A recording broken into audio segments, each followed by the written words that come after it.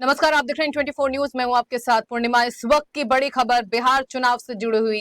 महागठबंधन ने अपना घोषणा पत्र जारी कर दिया। इस वक्त की बड़ी खबर यह है कि बिहार में महागठबंधन यानी आरजेडी के आगे सामने रखकर जो लड़ाई लड़ी जाएगी विधानसभा चुनावों में, उसमें आज घोषणा पत्र जारी किया गया है। घोषणा पत्र में कई वादे किए गए हैं, लेकिन अहम बात यह है कि घोषणा पत्र को जो नाम दिया गया है तेजस्वी प्रण, वो ध्यान देने वाली बात है, क्योंकि लगातार तेजस्वी के चेहरे को आगे रखकर महागठबंधन बिहार में चुनाव लड़ रही है। और आज महागठबंधन ने अपना घोषणा पत्र जारी कर दिया है। लगातार चर्चा का विषय, क्योंकि बिहार में विधानसभा चुनावों को लेकर सीएम का चेहरा होंगे तेजस्वी यादव, ये ऐलान किया गया था। काफी जद्दोजहद के बाद सीटों के बंटवारों को लेकर लगातार जो खींचातान चल रही थी, उसके बाद इस बात पर मुहर लगी कि तेजस्वी यादव ही होंगे महागठबंधन के सीएम का फेस। और अब घोषणा पत्र भी जो जारी किया गया उसमें आप देख सकते हैं तस्वीरें सीधे पटना से, जहां पर आज एक प्रेस कॉन्फ्रेंस की गई जिसमें घोषणा पत्र दिखाया गया है और घोषणा पत्र को नाम दिया गया है तेजस्वी प्रण। आरजेडी के साथ साथ महागठबंधन की तमाम सहयोगी पार्टियां और उनके नेता इस प्रेस कॉन्फ्रेंस में मौजूद थे।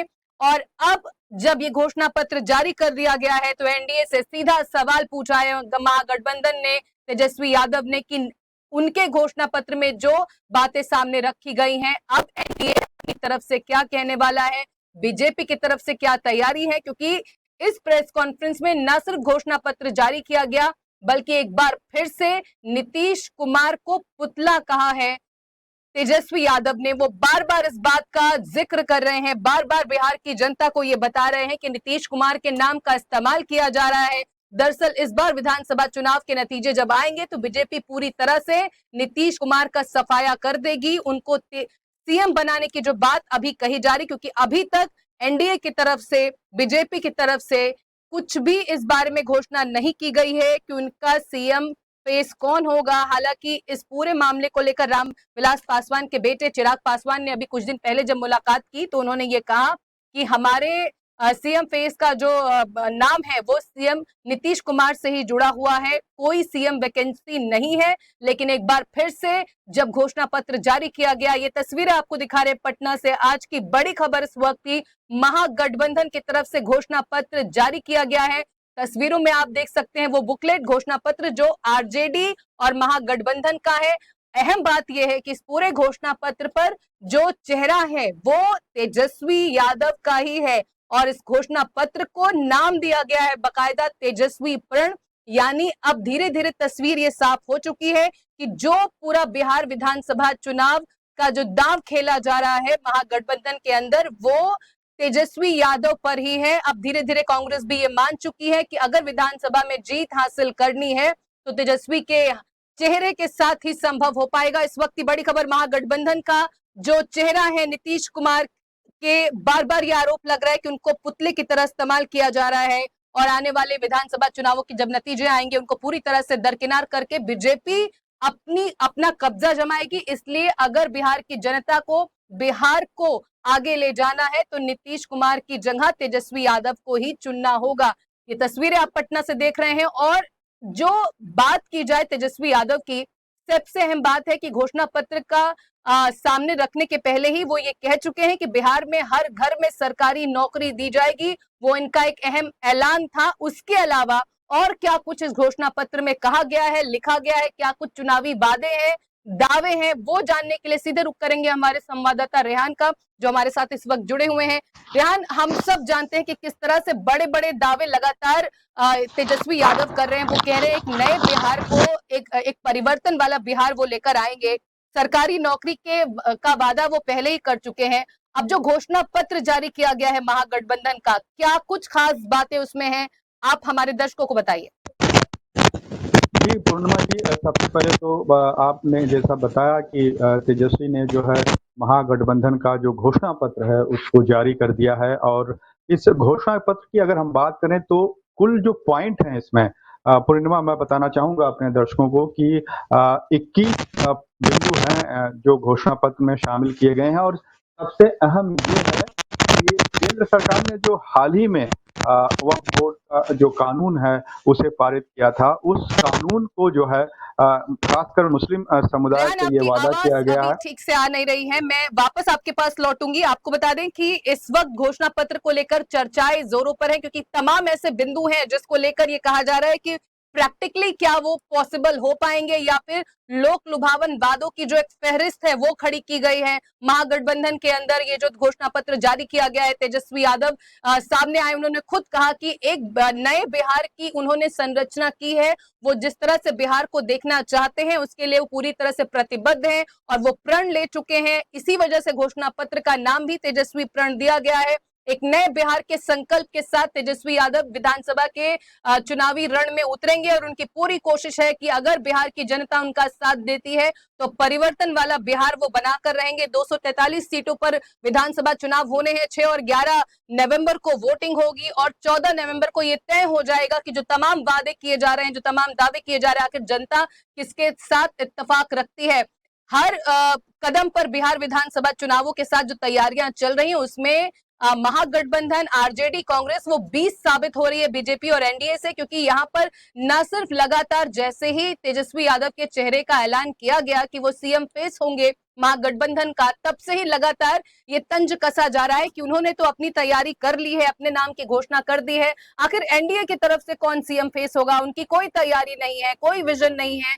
ऐसे करके तमाम ऐसे बातें हैं जो लगातार ये कहा जा रहा है कि पूरी तरह से एक्शन में है आरजेडी। और अगर एनडीए की बात की जाए और बिहार बीजेपी के जो तमाम एलाई पार्टियां उनकी बात की जाए तो वो विजन उनका कुछ नहीं है बिहार को लेकर। पिछले 20 साल में जिस तरह से बिहार का बेड़ा गर्क किया है, आने वाले वक्त में सिर्फ एक इकलौती अगर उम्मीद की रोशनी है तो वो तेजस्वी यादव का चेहरा है, ये दावा है महागठबंधन का। घोषणा पत्र में क्या कुछ कहा गया है ये अहम बिंदु है, क्योंकि न सिर्फ सरकारी नौकरी की बात कही गई थी बल्कि ये भी कहा गया था कि वक्फ कानून को कचरे में फेंक देंगे। तेजस्वी यादव ने खुद ये बात सामने रखी है कि अगर उनकी सरकार बनती है तो वक्फ का जो कानून बना है केंद्र सरकार की तरफ से उसको कचरे में फेंक दिया जाएगा, बिहार के अंदर वो लागू नहीं होगा। हमारे संवाददाता रेहान इस वक्त हमारे साथ जुड़े हुए हैं, सीधे उनका रख करते हैं। रेहान, क्या अहम बिंदु है जो इस घोषणा पत्र में इंगित किए गए हैं, जिनकी चर्चा इस वक्त जोरों पर है? कहा जा रहा है कि वक्फ कानून को लेकर भी खास बातें कही गई हैं। जी, पूर्णिमा जी, सबसे पहले मैं अपने दर्शकों को बताना चाहूँगा कि आज जैसा कि आपने भी बताया कि तेजस्वी सरकार बनाने की ओर अग्रसर हैं, इस बात का दावा किया जा रहा है महागठबंधन की ओर से। और आज बिहार विधानसभा चुनाव को लेकर जो है महागठबंधन का जो घोषणा पत्र है, वो जारी कर दिया गया है और इसका नाम जो है बहुत ही खास रखा गया है, तेजस्वी प्रण। और इसी के तहत जो 21 बिंदु शामिल किए गए हैं इस घोषणा पत्र में, कई सारे वादे जो है किए गए हैं। और इन वादों की बात करें उससे पहले मैं बता दूं कि प्रेस कॉन्फ्रेंस में जब तेजस्वी आए, तब उन्होंने एनडीए का जो गठबंधन है और बीजेपी के साथ जो उसमें शामिल हैं पार्टियां हैं, उसे लेकर उनका प्रहार जो है काफी तीखा था। और तेजस्वी ने कहा कि नीतीश कुमार को जिस तरह से बीजेपी पेश कर रही है, उसे जो है एक तरह से पुतले के समान इस्तेमाल कर रही है, एक पुतला बना के रख दिया गया है। और इस बात को लेकर खुद वो जो है काफ़ी दुखी हैं कि नीतीश कुमार जैसे नेता को बीजेपी इस तरह से जो है पेश कर रही है। और दूसरी ओर अगर हम घोषणा पत्र की बात करें तो कुल 21 बिंदु इस घोषणा पत्र में शामिल किए गए हैं। और सबसे अहम जो मुस्लिमों से वादा किया गया है वो वक्फ बोर्ड कानून को है कि उनकी सरकार जब बनेगी, चुनाव परिणाम के आने के बाद जो है, तब वह कानून पर जो है रोक लगाने का वादा तेजस्वी ने इस घोषणा पत्र में किया है। और इसके अलावा सरकार बनते ही 20 दिन के अंदर हम्म। हर परिवार के एक सदस्य को सरकारी नौकरी जो है देने का वादा इस घोषणा पत्र में किया गया है। और 20 महीने के अंदर ही ये जो नौकरी देने का वादा है, ये पूरा करने का जो है प्रस्ताव इस घोषणा पत्र में है। और इसके अलावा जो संविदा कर्मी है और आउटसोर्सिंग पर जो कर्मचारी तैनात हैं, उन सभी को जो है परमानेंट किया जाएगा, यानी कि सरकारी नौकरी के तौर पर जो है उन्हें शामिल किया जाएगा और सारी सुविधाएं उनको दी जाएंगी जो संविदा कर्मी है। और खासकर पुरानी पेंशन को लेकर जिस तरह से बातें हो रही हैं लगातार, पुरानी पेंशन स्कीम को लागू किया जाएगा। और उसे लेकर कई कर्मचारियों ने प्रदर्शन भी किए थे बीते दिनों केंद्र सरकार के खिलाफ। और वो मुद्दा घोषणा पत्र में शामिल किया गया है कि जो पुरानी पेंशन योजना है, उसे फिर से लागू किया जाएगा। और महाराष्ट्र की तर्ज पर जिस तरीके से यहाँ लाड़की बहन की शुरुआत की गई है और ऐसा कहा जा रहा था कि लाड़की बहन योजना ने हुँ। विधानसभा चुनाव की जीत में जो है काफ़ी अहम योगदान किया था महाराष्ट्र में। तो उसी के तर्ज पर जो है तेजस्वी ने भी अपने घोषणा पत्र में इस बात को शामिल किया है कि माई बहन मान योजना का नाम इसे दिया गया है और सरकार बनने के बाद 1 दिसंबर से ये वादा किया गया है कि हर महिला को जो इस काबिल होगी उसे 2500 की आर्थिक सहायता जो है अगले 5 जी। वर्षों तक दी जाएगी। तो एक तरीके से अगर पूरे साल का वो करें कैलकुलेशन करें तो करीब 30,000 रुपए एक महिला को दिए जाएँगे और इसके बाद जो है जो दूसरी योजनाएँ हैं जैसे बेटी माई योजना भी लाएगी सरकार बनने के बाद और उसके तहत कई सुविधाएँ दी जाएँगी जो लड़कियाँ हैं जो पढ़ाई कर रही हैं और रेहान, जो भी जिस इस तरह से माई योजना बहन मान योजना की बात की जा रही थी, इसके साथ-साथ कहा जा रहा था कि एक ये योजना रहने ही वाली है, साथ ही मुफ्त बिजली की भी चर्चा काफ़ी ज़ोरों पर थी। कहा ये जा रहा था कि 200 यूनिट बिजली फ्री दी जाएगी। क्या घोषणा पत्र में इसका भी ज़िक्र किया गया है? जी, जी हाँ, बिल्कुल बिजली का भी ज़िक्र है। कुल बताया मैंने आपको पहले ही अपने दर्शकों को कुल 21 बिंदु शामिल किए गए हैं इस पूरे घोषणा पत्र में और इन 21 बिंदुओं में बिजली भी एक अहम है। 200 यूनिट हर परिवार को बिजली जो है फ्री में देने का वादा किया गया है और इसके अलावा जो दूसरी खास बात ये है कि एक सामाजिक सुरक्षा पेंशन योजना की शुरुआत की जाएगी जिसमें विधवा और जो बुजुर्ग हैं उनको 1500 रुपए की मासिक पेंशन दी जाएगी इस योजना में और हर साल इस योजना में वृद्धि की जाएगी। 200 रुपए की वृद्धि की जाएगी और 1500 रुपए की मासिक पेंशन जो है हर विधवा और जो बुजुर्ग हैं उनको दिया जाएगा और हर परिवार को 200 यूनिट बिजली भी फ्री में दी जाएगी। और इसके अलावा जो इस घोषणा पत्र में और जो सारी चीज़ें हैं जैसे आईटी पार्क है, स्पेशल इकोनॉमिक ज़ोन है, ये डेयरी बेस्ड इंडस्ट्री है, एग्रो बेस्ड इंडस्ट्रीज़ है, हेल्थ डिपार्टमेंट है, किसानी खेती-किसानी यानी कृषि उद्योग है, फूड प्रोसेसिंग है, नवीनीकरण ऊर्जा है और इसके अलावा पर्यटन के क्षेत्र में भी कौशल आधारित रोजगार का सृजन करने की बातें भी इस घोषणा पत्र में की गई हैं। और जो लघु और मध्यम उद्योग हैं, उसमें भी वित्तीय और कौशल विकास के लिए कई सुसंगत नीति घोषणा पत्र में वादा किया गया है और इसके अलावा प्रदेश में 2000 एकड़ में एजुकेशनल सिटी जो है स्थापित करने की बात कही गई है और इंडस्ट्री क्लस्टर्स बनाए जाएंगे और 5 नए एक्सप्रेसवे बनाने हुँ। का वादा किया गया है और अगर मछली पालन से जो लोग जुड़े हैं या पशुपालन से जो लोग जुड़े हैं उनको स्वावलंबी बनाने का जो है काम किया जाएगा सरकार के बनने पर और इस दिशा में भी जो किसान हैं जो काम कर रहे हैं मत्स्य पालन का या पशुपालन का उन पर विशेष ध्यान दिया जाएगा पूर्णिमा जी। बिल्कुल, तो एक कदम आगे इस वक़्त महागठबंधन चल रही है बीजेपी गठबंधन से और एनडीए गठबंधन से क्योंकि यहाँ पर जिस तरह से ना सिर्फ लगातार ये जो एडवांटेज ले रही थी बीजेपी जिसमें ये कहा जा रहा था कि अभी कुछ भी महागठबंधन में तय नहीं है, सामंजस्य नहीं, उसके बाद चौका मारते हुए तेजस्वी यादव के चेहरे का ऐलान किया गया। अब महागठबंधन का जो घोषणा पत्र है, उसमें तेजस्वी की फोटो है, उसको नाम तेजस्वी प्रण दिया गया है यानी इस वक्त अगर हम बात करें रेहान तो पूरी तरह से फ्रंट फुट पर महागठबंधन है बिहार में और अगर एडवांटेज की बात की जाए बिहार विधानसभा चुनाव में तो क्या इस तरह की जो रणनीति अपना रही है महागठबंधन उसका फायदा उनको मिलने वाला है? जी, बिल्कुल, निश्चित तौर पर शुरुआती अगर हम बात करें तो कांग्रेस थोड़ा-सा असमंजस की स्थिति में ज़रूर थी क्योंकि वो फैसला नहीं ले पा रही थी कि बिहार में जैसा कि दोनों ने तेजस्वी यादव ने और राहुल गांधी ने साथ-साथ में रैलियाँ की थी, वहाँ भी राहुल गांधी पूरी तरह से क्लियर नहीं थे। जब-जब सीएम चेहरे की बात आई कि तेजस्वी को सीएम का चेहरा घोषित किया जाए, तो राहुल गांधी पूरी तरह से फैसला नहीं ले पा रहे थे। लेकिन बीते समय के बाद जब ये चीज़ें स्पष्ट होती गई कि बिहार में जो इस समय जो माहौल है पूरा तेजस्वी यादव के पक्ष में, उसे देखते हुए कांग्रेस को कहीं न कहीं झुकना पड़ा और अपने जो महत्वाकांक्षी थी कांग्रेस की, वो उससे कहीं न कहीं समझौता करना पड़ा और तेजस्वी यादव के साथ जो है, तो माहौल के हिसाब से कांग्रेस आगे गई और ये जो वक्फ बोर्ड का जो इसमें बिंदु शामिल किया गया है, वो कहीं न कहीं कांग्रेस की ही जो है पॉइंट है। कांग्रेस ने वादा किया था बिहार में कि जब उनकी सरकार बनेगी तेजस्वी यादव के साथ तो वक्फ का जो कानून केंद्र सरकार के द्वारा पास किया उस पर रोक लगाएगी और किस तरीके से करेगी, हालांकि कानून जो है केंद्र सरकार का है, क्या करेगी वो तो सरकार बनने के बाद ही पता चल पाएगा। और दूसरी जो सबसे बड़ी बात है वो है रिजर्वेशन को लेकर जो वादा किया गया है कि आबादी के हिसाब से आरक्षण की जो सीमा है 50% जो पहले थी ओबीसी आरक्षण को, उसको बढ़ाने की जो है बात कही गई है इस घोषणा पत्र में।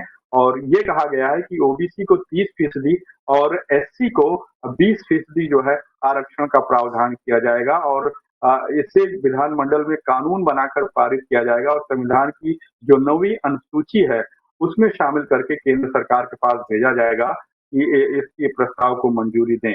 लेकिन ये भी एक बड़ा दांव है जो आरक्षण का है, क्योंकि आरक्षण को लेकर पूरे देश में जो है एक तरीके से नया माहौल बनाया जा रहा है। जिस तरीके से महाराष्ट्र की बात करें तो यहाँ पर भी मराठा और ओबीसी समाज आगे आए थे अपने अपने आरक्षण को लेकर। यहाँ भी द्वंद्व चल रही है नेताओं के बीच में। तो वही बिहार में भी अति पिछड़ा वर्ग जो है और एससी जो है उनके आरक्षण को लेकर भी बात की जा रही है और तेजस्वी ने घोषणा पत्र में इस बात को शामिल किया है कि 50% की सीमा को बढ़ाने के लिए सरकार बनने जी पर जो है विधानसभा में कानून पारित किया जाएगा। जी, जुड़ते पूर्णिमा। हैं आपके साथ। एक बार फिर से अपने दर्शकों को ब्रीफ कर दें। इस वक्त की बड़ी खबर यह है कि आरजेडी नेता आप देख रहे हैं तेजस्वी यादव को इस वक्त तस्वीरों में बिहार में पटना में प्रेस कॉन्फ्रेंस में मैनिफेस्टो दिखाया गया है। अब महागठबंधन ने अपना जो उम्मीदवारी है इस बात की कि किस तरह से बिहार को नंबर 1 बनाएगी आरजेडी महागठबंधन, इस बात की तस्दीक करते हुए मैनिफेस्टो जारी किया गया है। मैनिफेस्टो में यहां पर साफ किया गया है कि सरकार बनने के कुछ दिनों के अंदर ही अंदर बड़े बदलाव किए जाएंगे और जो विजन है, जो प्रण है आरजेडी का महागठबंधन का, वो है बिहार को देश का नंबर 1 राज्य बनाना। लेकिन जिस तरह के वादे किए गए हैं, जिस तरह की बातें मैनिफेस्टो में की गई हैं, बहुत सारी ऐसी चीजें हैं जिनको लेकर संशय है, सवाल है। क्योंकि जिस तरह से वो कहते आए हैं कि पूरी तरह से बेड़ा गर्क हो चुका है, वित्तीय अभाव में सरकार चल रही है, ऐसे में जो बड़े बड़े वादे हैं उनके लिए वित्तीय व्यवस्थाएं कैसे होंगी। साथ ही वक्फ कानून जो केंद्र सरकार के जरिए बनाया गया है, आखिर कचरे के डब्बे में एक राज्य का सरकार राज्य में सरकार बनाने के बाद, सीएम बनने के बाद कैसे केंद्र का बनाया हुआ कोई भी कानून कचरे में कैसे फेंका जाएगा, ये सब बातें बेहद अहम है। हर घर में सरकारी नौकरी होगी। लेकिन इस वक्त आपको बता दें बड़ी खबर, मैनिफेस्टो जारी किया गया है महागठबंधन का बिहार के अंदर। बिहार विधानसभा चुनाव जिनके नतीजे 14 नवंबर को आएंगे, 6 और 11 को चुनाव के लिए वोटिंग होगी और जनता ये तय करेगी कि कौन बिहार का बादशाह बनेगा। लेकिन उसके पहले जनता को लुभाने के, जनता को अपने तरफ खींचने के तमाम जोर आजमाइश इस वक्त बिहार के अंदर चल रही। उसी कड़ी में बिहार में आज महागठबंधन ने अपना मैनिफेस्टो जारी किया है। मैनिफेस्टो में तमाम वो बातें, तमाम वो बिंदु जिनको रखा गया है जनता से सीधे कनेक्शन बिठाने के लिए, बहुत सारी ऐसी चीजें हैं जिनका जिक्र इस मैनिफेस्टो में किया गया है। आपको बता दें लगातार ये कहा जा रहा था कि मुफ्त बिजली दी जाएगी। इसके साथ साथ इस बात का भी जिक्र था कि माई बहन मान योजना, जो लाडकी बहन योजना महाराष्ट्र के अंदर चल रही है, उत्तर प्रदेश में चल रही है, उसी की तर्ज पर कहा जा रहा था औरतें, महिलाएं जो एक बड़ा वोट बैंक हो सकती हैं बिहार के अंदर तेजस्वी यादव का। क्योंकि जिस तरह की बातें, एक फैमिली मैन की तरह उनको देखा जा रहा है, ऐसे में एडवांटेज मिल सकता है और जो जिसका वोट बैंक है उसको साधने की कोशिश की जा रही है। करीब 2500 का मान भत्ता हो सकता है, इस बात का जिक्र किया गया है। साथ ही वक्फ कानून का भी जिक्र है। कहा यह गया है कि वक्फ कानून जो केंद्र सरकार की तरफ से बनाया गया उसमें कई अहम बदलाव होंगे। क्योंकि जिस तरह से बिहार की अगर बात की जाए तो कई ऐसी सीटें हैं जहां पर बिहार में जो मतदाता हैं, जो मुस्लिम मतदाता हैं, उनका डोमिनेंस बहुत ज्यादा है। करीब 20% से 25% तक कई ऐसी सीटें हैं जहां पर इस मुस्लिम वोटर्स निर्णायक साबित हो सकते हैं। 70% तक कुछ ऐसी सीटें हैं जहां पर 70% तक मुस्लिम मतदाता एडवांटेज दे सकते हैं और डोमिनेंस में है। ऐसे में मुस्लिम वोटर्स को साधने के लिए वक्फ कानून का जिक्र बिहार के अंदर किया गया है। क्योंकि बिहार में और पूरे देश के अंदर वक्फ कानून को लेकर जैसे ही मोदी सरकार ने, केंद्र सरकार ने वक्फ कानून को अमली जामा पहनाया, उसके बाद से ही देश भर में विरोध होना शुरू हो गया था। अब मैनिफेस्टो में वक्फ कानून में बदलाव का जिक्र किया गया है, जो इस बात को दर्शाता है कि जो मुस्लिम वोटर्स हैं, जो एक ट्रेडिशनल वोटर्स हैं आरजेडी के, उनको लुभाने की कोशिश की जा रही है। क्योंकि बहुत सारी ऐसी सीटें हैं जहां पर मुस्लिम वोटर्स का डोमिनेंस है। 20 से 25% वोटर्स ऐसे हैं जो मुस्लिम कैटेगरी से आते हैं और जाहिर तौर पर जिनका झुकाव आरजेडी की तरफ हो सकता है, महागठबंधन की तरफ से हो सकता है, क्योंकि बीजेपी एनडीए बहुत हद तक मुस्लिम मतदाताओं को रुझाने में नाकामयाब रही है और पैटर्न के हिसाब से अगर वोटिंग में जाए तो मुस्लिम मतदाता बहुत हद तक रीझे हुए नजर नहीं आते एनडीए में। ऐसे में अगर वक्फ कानून में बदलाव जैसे वादे किए जाते हैं तो जाहिर तौर पर झुकाव और जो रुख है वो बदल सकता है मुस्लिम वोटर्स का। इसलिए महागठबंधन के मैनिफेस्टो में, घोषणा पत्र में वक्फ कानून का भी जिक्र किया गया है। इसके अलावा बार बार ये सवाल पूछा जा रहा है कि एनडीए कहां है। एनडीए का ना तो सीएम का चेहरा साफ है, क्योंकि ना तो नीतीश कुमार को लेकर पूरी तरह से खुलकर बोला जा रहा है और ना ही किसी और नाम का जिक्र किया जा रहा है। तो फुल कंफ्यूजन है एनडीए के अंदर। ये लगातार अटैक कर रहे हैं न सिर्फ आरजेडी के नेता तेजस्वी यादव, महागठबंधन के सीएम फेस, बल्कि तमाम वो लीडर जो महागठबंधन से जुड़े हुए हैं, तमाम एलआई के जो नेता हैं, वो भी साफ कह रहे हैं कि हम बिहार को बदल सकते हैं क्योंकि हमारे पास विजन है और विजन के साथ साथ हम बिहार में परिवर्तन का पूरी तरह से खाका तैयार किया हुआ है। हमारे साथ हमारे संवाददाता रेहान इस वक्त जुड़े हुए हैं, जो लगातार नजर बनाए हुए हैं कि आखिर किस तरह से बिहार में महागठबंधन की जो रणनीति है वो धीरे धीरे चुनाव जीतने की ओर बढ़ रही है। आरोप प्रत्यारोप का सिलसिला लगातार जारी है। हालांकि तमाम जानकार ये मानते हैं कि तेजस्वी के चेहरे पर जो दांव खेला गया है उसमें बढ़त मिल सकती है महागठबंधन को। रेहान, जिस तरह से मैनिफेस्टो जारी हो गया है, जाहिर तौर पर एक पार्टी जो लगातार एक के बाद एक यहाँ पर चीजें सामने रख रही है, महागठबंधन ने जिस तरह से घोषणा पत्र जारी किया है, एनडीए के खेमे में जाहिर तौर पर खलबली होगी इस वक्त। जी हाँ, बिल्कुल एनडीए की तरफ से जवाब भी आ गया है पूर्णिमा जी। मैं आपको बताना चाहूँगा, नीतीश कुमार ने जो है उनका बयान सामने आ रहा है। वो सीधे तौर पर कह रहे हैं कि ये सब जो घोषणाएं हैं वो सब लोगों को बरगला रहे हैं, युवाओं को, और नौकरी रोजगार पर भ्रामक घोषणाएं जो हैं तेजस्वी यादव कर रहे हैं कि जब उनकी सरकार थी तो उन्होंने कुछ नहीं किया और अब लोगों को जो है दिन में सपने दिखा रहे हैं। तो नीतीश कुमार ने पलटवार किया है तेजस्वी के इस घोषणा पत्र पर, और दूसरे नेताओं ने भी धीरे धीरे उनके बयान आने शुरू हो गए हैं और सभी का करीब करीब यही कहना है कि इस घोषणा पत्र में ऐसा कुछ नहीं है। खोदा पहाड़ निकली चूहिया, ऐसा बयान सम्राट चौधरी ने दिया है। और खासकर अगर हम बात करें इस घोषणा पत्र की, तो इस घोषणा पत्र में कई सारी घोषणाएं ऐसी हैं जो सीधे मतदाताओं के अंदर, उनके दिलो दिमाग में बस सकती हैं। और यही कोशिश है तेजस्वी यादव की तरफ से कि जनता को कैसे रिझाया जाए और कैसे महागठबंधन के प्रति उनका झुकाव किया जाए। तो यही है घोषणा पत्र में जो मेन अहम बातें थी। जैसे मनरेगा है, उसमें भी बढ़ाने की बात, जो मानदेय मिलता है उसको भी बढ़ाने की बात की गई है राज्य सरकार की तरफ से।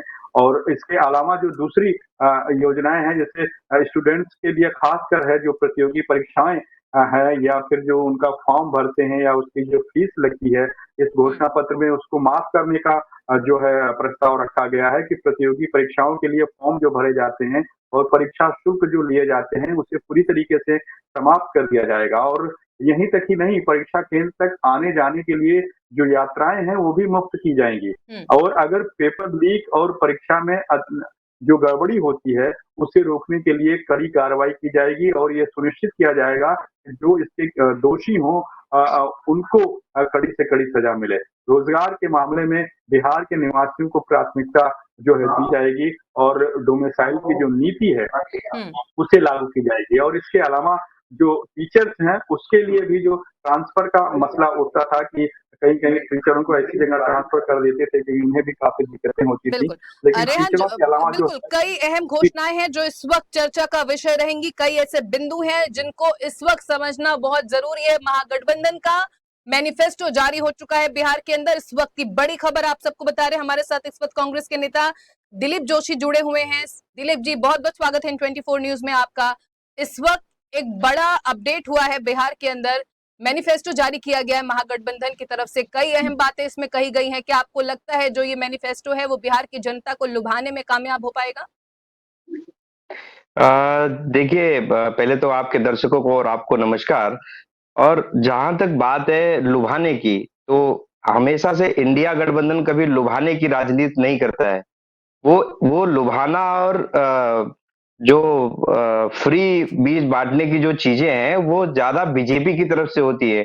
अब आप समझ लीजिए कि उत्तर प्रदेश से लेके हर जगहों पे इन्होंने फ्री बीज बांटना शुरू कर दिया, 5 किलो राशन। और ये उन्होंने, इनको इतना भी याद नहीं है कि जो 80 करोड़ का जो आंकड़ा आप दे रहे हैं, जिसको 5 किलो आप राशन दे रहे हैं, क्या वो गरीब है? क्या आपने उनसे कोई, आप एसआईआर तो कर दिए, आप वहां पे आप ले गए बिहार में एसआईआर कर दिए कि वो वोटर है या बाहर से आए हैं, ये आपने कर दिया। लेकिन आपने वो आंकड़े नहीं निकाले कि जो 80 करोड़ लोग को जिसको राशन बांटा है, वो 80 करोड़ लोग गरीब है, क्या एलिजिबिलिटी है उनकी राशन लेने की? ये कौन बताएगा? तो एनडीए जो है ये पूरे झूठ का पिटारा है, ठीक है। और अब उनको अचानक से तेजस्वी जी ने जो उनको मैनिफेस्टो, जो उन्होंने घोषणा पत्र जो दिया है, उसमें बहुत जेन्युइन मुद्दे हैं।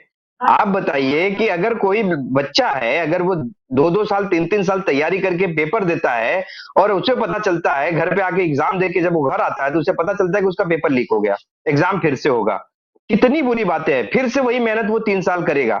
तो इस पे कड़े कानून पहले ही आ जाने चाहिए। अब ये लुभावने हैं, ये एनडीए बोल रहा है लुभावने, मुझे तो मतलब इतना हंसी आ रहा है कि एनडीए ये कैसे बोल सकता है? सबसे ज्यादा लुभावनी चीजें तो आपको ही उसमें इंटरेस्ट है। आप सबसे ज्यादा तो लुभावनी जो स्कीम है, प्रधानमंत्री जी आए 10-10 हजार रुपए बांट दिए, वो लुभावना नहीं था? महाराष्ट्र में आप गए, आपने इलेक्शन के पहले 1500-1500 रुपए बांटने शुरू कर दिए। मध्य प्रदेश में आपने पैसे बांटने शुरू कर दिए। और आप बोल रहे हैं कि हम कम से कम ये तो बोल रहे हैं कि सत्ता में आने के बाद हम जो एलिजिबल लोग हैं उन्हें देंगे। ठीक है, और ठीक आप है, जो दिलीप सबको जोशी बांट जी, रहे हैं और ठीक है, सबको गरीब मानते बना हैं, रहे हैं। मानते हैं बीजेपी या एनडीए लोक लुभावन वादे करती रही है, प्रैक्टिकल चीजों से हटकर, लेकिन लगातार अगर आप ये आरोप लगाते रहे लोक लुभावन वादे हैं, आपके मैनिफेस्टो में कहा गया है वक्फ कानून को कचरे में डाल देंगे, ये कैसे संभव है? जो कानून केंद्र सरकार बनाएगी उसको राज्य सरकार कैसे पलट देगी? देखिए, बहुत सारे ऐसे कानून हैं। अब आप चले जाइए बंगाल में, आप वहां पे अगर आप देखेंगे, सीबीआई एक सेंट्रल एजेंसी है, लेकिन वो बिना स्टेट के परमिशन के वो किसी वहां के लोकल लीडर पे वो हाथ नहीं डाल सकती। क्यों नहीं कर सकते? विधानसभा में कानून पास कर सकते हैं, क्यों नहीं कर सकते? वो चीज, वो उस पर पूरी तरह रोक नहीं लगा सकते, कानून को निरस्त नहीं कर सकते, लेकिन विधानसभा में कानून की वो बिहार के लिए लागू नहीं होगा, ये तो कर ही सकती है। ये तो विधायिका का काम है, क्यों नहीं कर सकते वो? चलिए, दिलीप जोशी जी, विधायिका कानून बना सकती है, लेकिन अगर केंद्र सरकार राज्य सरकार में टकराव की स्थिति आती है तो मेरे हिसाब से वहां पर कानून केंद्र सरकार का ही मान्य होगा। खैर, वो बात किनारे रखते हैं, चर्चा का विषय आखिर सरकार बनने के बाद कैसे काम करेगी आरजेडी, कैसे वक्फ कानून होगा। लेकिन एक मेरा सवाल आपसे ये है, सारी महफिल तो तेजस्वी यादव लूट ले गए, आपके लिए क्या बचा है? पोस्टर पर तेजस्वी यादव, मैनिफेस्टो पर तेजस्वी यादव, मैनिफेस्टो का नाम तेजस्वी प्रण, कांग्रेस क्या कर रही थी? राहुल गांधी जी बेचारे इतने वहां पर यात्रा करके आए, एसआईआर के लिए इतना प्रेस कॉन्फ्रेंस की, सारी महफिल तेजस्वी यादव लूट ले गए, कांग्रेस के लिए क्या बचा है? मैंने पहले भी कहा, गहलोत जी ने और राहुल जी ने और सारे लोगों ने मिलके ये डिसाइड किया कि जो बिहार का जो सीएम फेस होगा वो माननीय तेजस्वी यादव जी होंगे। बहुत सीधी बात है। तो जो सीएम फेस होगा, घोषणा वही करेगा। और हम, आप देखिए, आप हमें बांटने की कोशिश ना करिए। हम एज अ एनडीए हम लड़ रहे हैं, ना कांग्रेस लड़ रही है, ना वहां आरजेडी लड़ रही है, ना कोई और दल लड़ रहा है। हम जब बात कर रहे हैं, इंडिया वर्सेस एनडीए है, ना कि BJP versus Congress, JDU versus RJD. ये कोई बात ही नहीं हुई है। वहां पे सिर्फ दो दल लड़ रहे हैं, दो गठबंधन लड़ रहे हैं, एक इंडिया है और एक एनडीए है। जी, ठीक है, दिलीप मिश्रा जी, जब आपको हमारा लगता है सीएम फेस ही है, हमारा सीएम, सॉरी, हमारा सीएम फेस ही जब तेजस्वी यादव जी है, तो घोषणा तो इंडिया गठबंधन का ही होगा। ऐसा नहीं है कि वो कांग्रेस अलग घोषणा बनाएगी। और ये बीजेपी नहीं है ना। यहाँ पे इंडिया गठबंधन में अनुशासनहीनता नहीं होती है, अनुशासन चलते हैं। कि दिल्ली में मीटिंग हो रही है और बिहार के जो गठबंधन दल हैं, वो कुशवाहा जी को, उनको पता ही नहीं है कि, और मीडिया पे चल रहा है कि वो सीट बंटवारे हो गए, और कुशवाहा जी बोलते हैं हमको तो बताया ही नहीं सीट बंटवारे हो गए। तो ये इंडिया गठबंधन है, यहाँ पे अनुशासनहीनता नहीं होती है। ये बीजेपी की अपने हिसाब से जो राजनीति करते हैं, ये वो गठबंधन नहीं है। ठीक है, बीजेपी, दिलीप ये मिश्रा एनडीए जी, में सब होता कुछ रहेगा। बहुत सिस्टमैटिक तरीके से चल रहा है और शायद बढ़त मिलती दिख रही है इस समय जिस तरह से एक के बाद एक चौका मार रही है महागठबंधन, जाहिर तौर पर एनडीए खेमे में थोड़ी खलबली, थोड़ी टेंशन तो जरूर होगी। हमारे साथ इस वक्त बीजेपी नेता राजेश मौर्य जुड़े हुए हैं। राजेश मौर्य जी, इन 24 न्यूज में बहुत बहुत स्वागत है आपका। बिहार में बड़ा अपडेट हुआ है। इस वक्त महागठबंधन ने अपना मैनिफेस्टो जारी कर दिया है और कई ऐसी घोषणाएं की हैं जिससे ये जाहिर सी बात है कि एनडीए खेमे में माथे पर शिकन पड़नी तय है। किस तरह से ले रहे हैं, लगातार उन्होंने सीएम फेस का भी ऐलान कर दिया, मैनिफेस्टो भी सामने आ गया। ऐसा ना हो आप कहीं पिछड़ जाएं। हमारी घरे पर क्या लगे यार।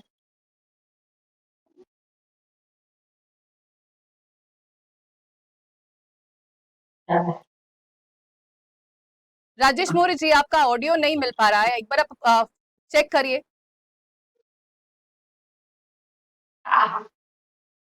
चलिए दोबारा जुड़ने की कोशिश करेंगे। दिलीप मिश्रा जी, अगर एनडीए पर लगातार आप ये आरोप लगा रहे हैं कि नीतीश कुमार का इस्तेमाल किया जा रहा है, नीतीश कुमार को पुतले की तरह यूज किया जा रहा है, जैसे ही इलेक्शन बीजेपी जीत जाएगी वैसे ही नीतीश कुमार को दरकिनार कर दिया जाएगा, वो बीमार है।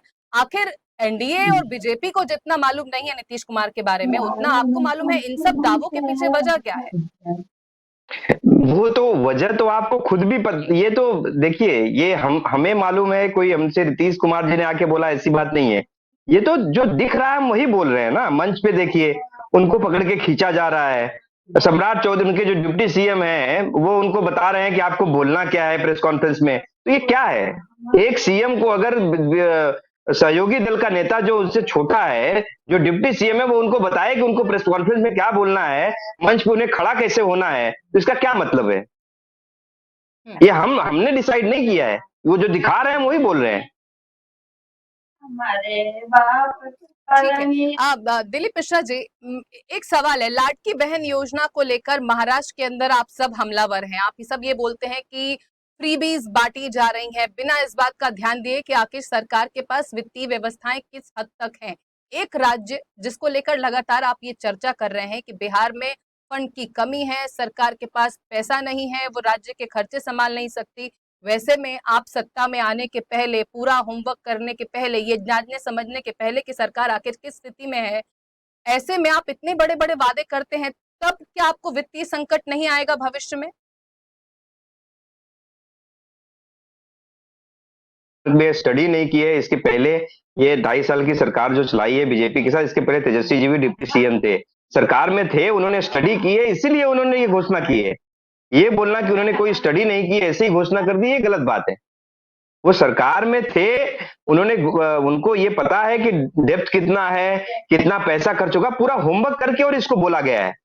ये बीजेपी, मैंने बार बार कहा है आपको कि ये बीजेपी और एनडीए नहीं कि हवा में कोई सो के उठा और सुबह आके उनको रात में सपना आया कि वो भगवान के अवतार है और सुबह आके बोले कि हम तो नॉन बायोलॉजिकल आदमी हैं, बायोलॉजी से हमारा कोई लेना नहीं है। तो ये होती है दिलीप मिश्रा जी, वो कांग्रेस बांटे या बीजेपी बांटे, एक ही बात है। आप घोषणाएं करें कि मुफ्त बिजली दी जाएगी या फिर लोगों को मान भत्ता दिया जाएगा या फिर एग्जाम सेंटर तक लोगों को पहुंचाया जाएगा। फ्रीबीज तो फ्रीबीज होती हैं, वो जनता को लुभाने के लिए होती हैं। आपकी फ्रीबी और दूसरे की कैसे अलग हो सकती है? मैंने आपको फिर से कहा, फ्री बीज अगर हम ये कहे होते कि आपके बकाया राशि, वो जैसे वो बोलते हैं कि आपके जो लोन लिए रहेंगे वो माफ हो जाएंगे, हमने एक आंकड़ा दिया है कि 200 यूनिट तक, क्योंकि जो गरीब किसान जो होता है 200 यूनिट से ज्यादा यूज नहीं करता है। हम कई राज्य के आपको एग्जाम्पल दे सकते हैं जहां पे 300-400 यूनिट तक बिजली फ्री है और वहां पे फायदा उसको दिया जा रहा है जिसकी एलिजिबिलिटी नहीं है, जिसकी एलिजिबिलिटी नहीं, फायदा उसको दिया जा रहा है। हम इस तरफ के फ्री बीज नहीं बांटते कि हम आपको 10,000 रुपए दे रहे हैं। अब आप ये बताइए कि बिहार इलेक्शन से तुरंत पहले हमारे माननीय प्रधानमंत्री जी ने 10,000 रुपए किस बेस पे दिया, उसका बेस क्या था? 10,000 रुपए अगर मुझे पूछेंगे तो मैं तो ये बोलूंगा कि उन्हें घूस दिए। क्या था वो 10,000 रुपए, क्या था महिलाओं को देना? क्या वो जवाब दे सकते हैं? एनडीए का कोई साथी जवाब दे सकता है ये? ठीक है, एनडीए की तरफ से जो बातें कही जा रही है उसमें कहा जा रहा है कि बहुत सारी चीजें हैं जो असलियत में साबित नहीं होंगी। हमारे संवाददाता रेहान जी इस वक्त हमारे साथ जुड़े हुए हैं, वो दिलीप मिश्रा जी सवाल पूछते जाना चाहते हैं। जी रेहान, सवाल पूछिए आप। दिलीप जी से मेरा सवाल ये था कि कांग्रेस इतनी बड़ी पार्टी है और बिहार में जब इसकी घोषणा हुई सीएम पद का चेहरा कौन होगा, डिप्टी सीएम का चेहरा कौन होगा। तो सीएम पद के लिए तेजस्वी चलो ठीक है, वीआईपी के लिए डिप्टी सीएम मिल गया उनको, मुकेश जी को। तो कांग्रेस के पास क्या गया, वो भी तो डिप्टी सीएम पद अपने पास रख सकती थी, या फिर अभी देखिए पिक्चर बाकी। उसमें गहलोत जी ने आपको अंत में ये कहा है कि इसमें डिप्टी सीएम की रेस में और भी कुछ नाम हैं जो हम बैठ के इलेक्शन के बाद डिसाइड करेंगे। उन्होंने अंत में उनकी प्रेस कॉन्फ्रेंस आप सुनेंगे तो उसमें उन्होंने कहा कि सारे लोगों को कंसीडर किया जाएगा, चाहे वो माइनॉरिटी हो चाहे वो कोई भी हो, सबको कंसीडर। इसका मतलब है कि बहुत सारी बातचीत होनी अभी बाकी है।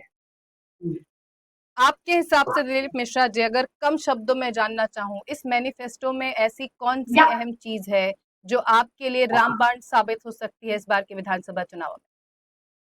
देखिए सबसे बड़ी बात जो है, देखिए बिजली और ये सारी सबसे बड़ी बात जो है, जो पूरी जनता, देश की जनता जो परेशान है, वो पहला मुद्दा है पेपर लीक।